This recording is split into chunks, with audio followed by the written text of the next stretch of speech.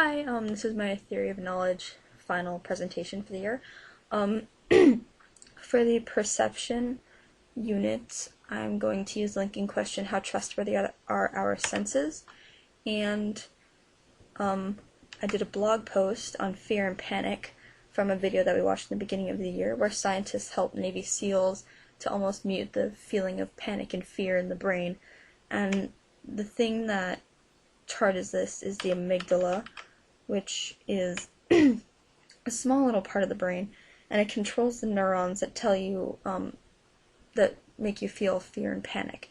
In the particular article, the scientists explain how the amygdala is used to control it, and they do things like constant fear, situations where they're drowning them, or where they do something where they're blind for a second, and it's really interesting because you get to see how they can tame the senses, sort of, in a way.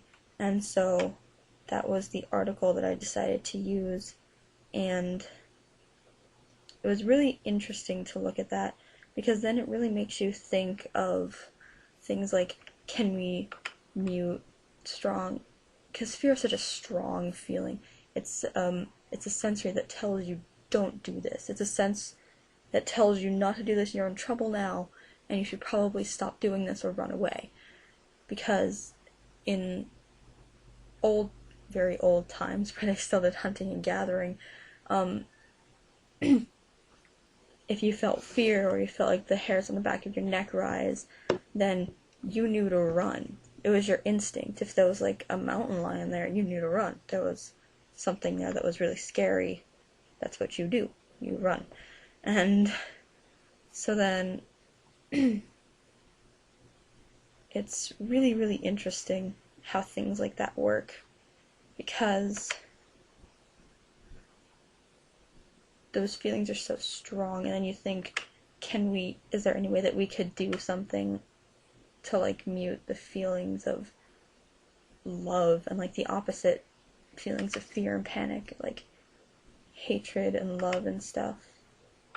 I had a TOK moment on this today because my dog got injured pretty badly, and I had a TOK moment where I'm like, how can I reduce this level of sadness that I have? Because I was bawling tears just all day. I was so sad. I still am. I mean, like, it was just so, the feeling of guilt, like I could have done something to prevent this, and then the feeling of sadness afterwards, like, why did this happen? And I was so sad, and I thought, how can I reduce this feelings? How can I reduce these feelings?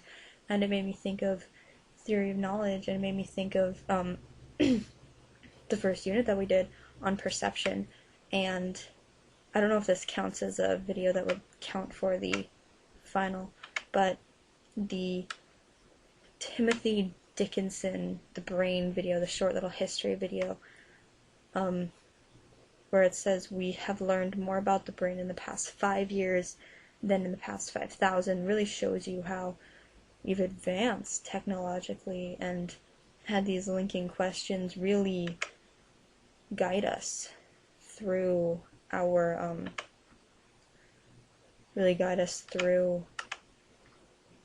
fixing this stuff, and really working on learning how to hone in our emotions and hone in our want and our need to understand ourselves and how we work. And that's just so cool, how we've been able to understand that so well in this past 5 years, instead of as long as we've been around. To the language portion, I had fun with this one. I really like this unit. Moving. I'm gonna look at the question, how does language affect the way we perceive things? Because some languages, like Eskimo, have a lot of different words for snow, but it's not just the word snow. It's like yellow snow, bad snow, good snow, white snow, powdery snow, fine snow.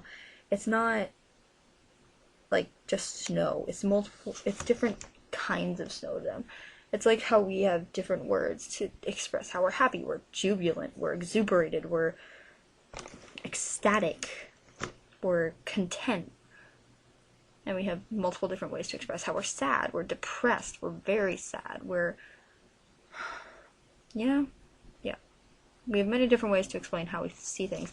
And for my language project, I teamed up with Nikki, but we looked at the languages of fantasy languages from J.R. Tolkien's The Lord of the Rings and James Cameron's Avatar from 2009.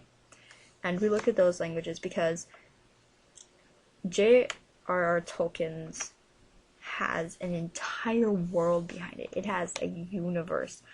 You could have an entire galaxy like we do now in that book if you had maybe put like the elves on a different planet or something. And to think that someone can come up with that is just so amazing.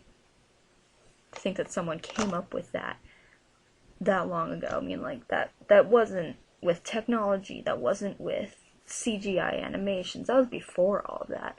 He wrote The Hobbit way longer than that, and he has this entire, like, 10-page Wikipedia website on this, and it's amazing. And we also looked at James Cameron's Na'vi language from the Avatar movie, and they combined so many different languages, and the only one that I was able to find out was Polynesian, and you can hear the kind of glottal stops it makes, and it kind of sounds like a Pacific Islander, something that most people wouldn't think of when they first hear the language, so it makes it easier to think, oh, this person made it up.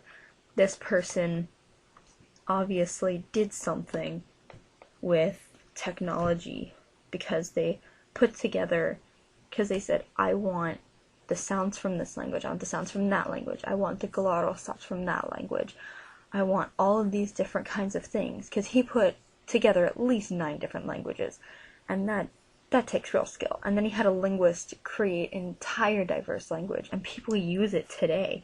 Like, there was this video that we incorporated in our project, and it's these people who did live action role playing. They actually thought that they were the Na'vi from the movie Avatar, and they get that from a movie, from the technology that has blossomed in the past 5 years with CG animations. And James Cameron even said that he could not, when he came up with the idea for the movie of Avatar, the technology wasn't advanced enough for the movie to create the movie, so he had to wait until we had the amazing technology that we do now to make the language, to make the Na'vi look so realistic, to make the planet look realistic, to make the technology that they used look like it actually is, linking the neurons and the brain cells and the emotions of a human being to this synthetically made Na'vi, also called Avatar. And that's just so cool. That is so cool. That was so cool. And a TED Talk that I think is relevant to this would be Golan Levine's Nikon Small World at Oxford from TED Talk 2009. And he's talking about how technology and artistry works together to create something. And the sense perception from Avatar and the language from the artist, which was a linguist, which I think is an artist, because you have that much creativity to combine languages and create a completely new one that no one would ever think is from this world, which was the whole point. So that was really cool, and I think that wraps up my language part. So moving on to emotion, I have to make this one kind of quick, but I really, really liked it. Does the way you describe something reflect and or affect the way you feel about it?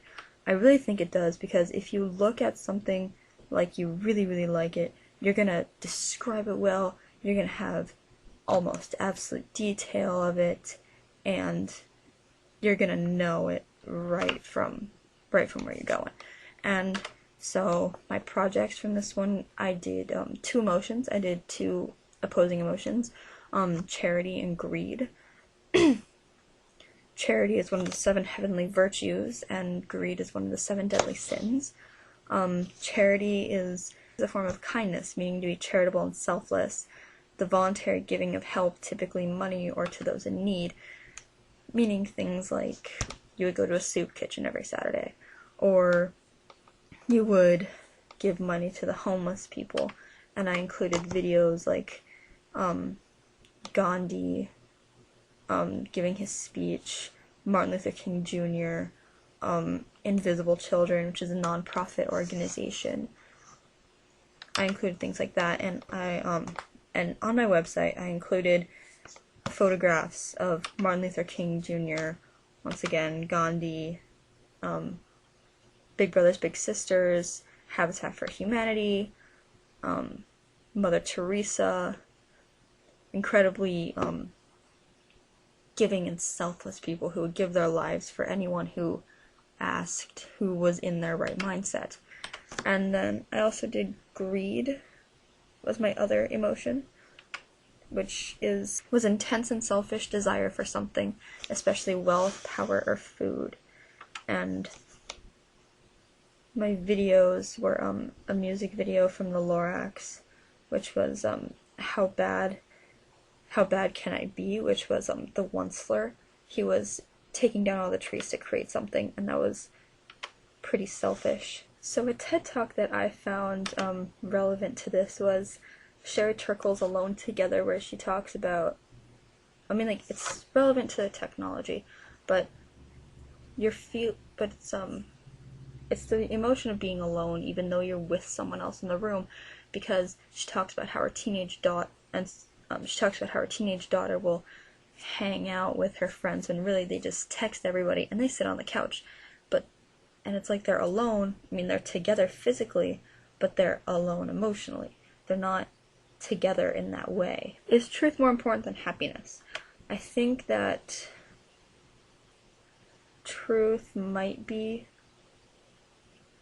really rude to say, oh yes, that dress actually looks fat on you, but would you rather actually know that, or would you rather have other people making fun of you because you don't look very good in the dress, and have your friend tell you, yeah, it looks great, and then you'll be mad at her later saying, why didn't you tell me the truth? And it's like, oh, you're my friend, I wouldn't do that to you, I just want you to be happy. Would you be happy with that friend? I really think that truth is more important than happiness in some contexts, but if it's something like you got an A on your test and you find out like your dog died or something random like that, come on, you want to relish in your happiness for your test for a little bit, and like they can tell you later. But there are times where the truth is more important.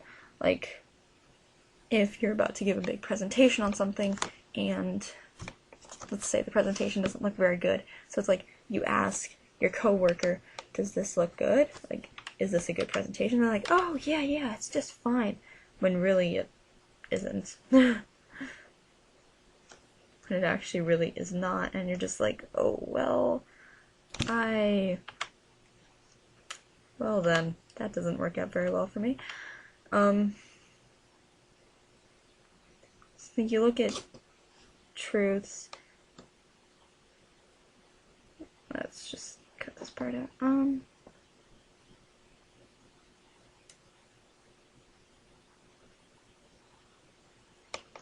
So then there's this thing that you posted on your blog, and it's like a right now I feel thing, and you pick the face, and it types in a color. It has like a different color for the face, and it has like a different emotion, and it has a because, and that's pretty cool, because it puts a color, a facial expression, and a reason to why you feel that way, because you can really look within yourself and have kind of a little TOK moment within yourself, and you can really think about how you're feeling and why you're feeling that way. So this wraps up my theory of knowledge video. I think it's going to be too long, but that's not very good. But I think it should be just fine because it's full of useful things. And yeah, have a great summer. See you next year. Bye.